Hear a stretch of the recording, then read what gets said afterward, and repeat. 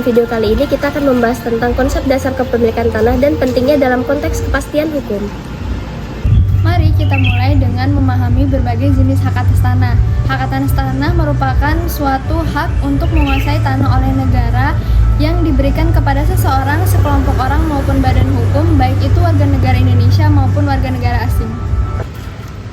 Hak atas tanah meliputi kepemilikan, hak sewa, dan hak penggunaan atas tanah. Setiap jenis hak atas tanah memberikan tingkat kontrol dan tanggung jawab yang berbeda-beda. Apa aja sih jenis-jenis hak atas tanah itu? Yang pertama ada hak milik. Hak milik ini merupakan hak yang paling utama, hak yang paling kuat, dan juga hak yang paling penuh. Hak milik sendiri dapat dialihkan dan dapat beralih kepada pihak lain. Dan yang bisa memiliki hak milik ini hanyalah warga negara Indonesia. Yang kedua ada HGB atau biasa disebut dengan hak guna bangunan. Hak guna bangunan merupakan hak untuk mendirikan bangunan atas tanah yang bukan miliknya sendiri. Dalam hal ini biasanya tanah hak milik negara atau juga tanah hak milik.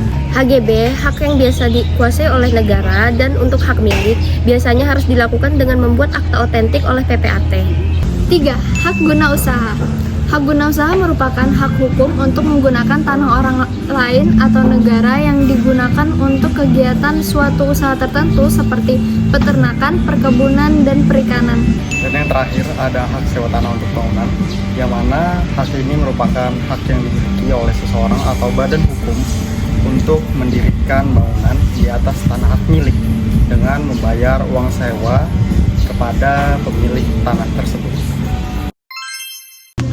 Kenapa mengenali jenis hak-hak atas tanah dan menerbitkannya menjadi sertifikat hak atas tanah itu menjadi sangat penting? Mengetahui jenis-jenis hak atas tanah dan penerbitan sertifikat hak atas tanah penting karena yang pertama untuk memberikan kepastian hukum baik oleh manusia secara perorangan maupun suatu badan hukum.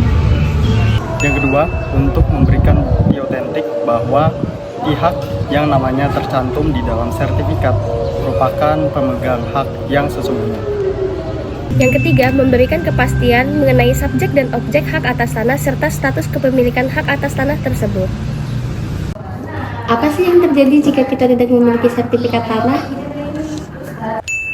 Jadi, jika kita tidak memiliki sertifikat tanah, akan dapat terjadi sengketa tanah, tumpang tindih lahan, seperti yang ada di dalam berita tersebut.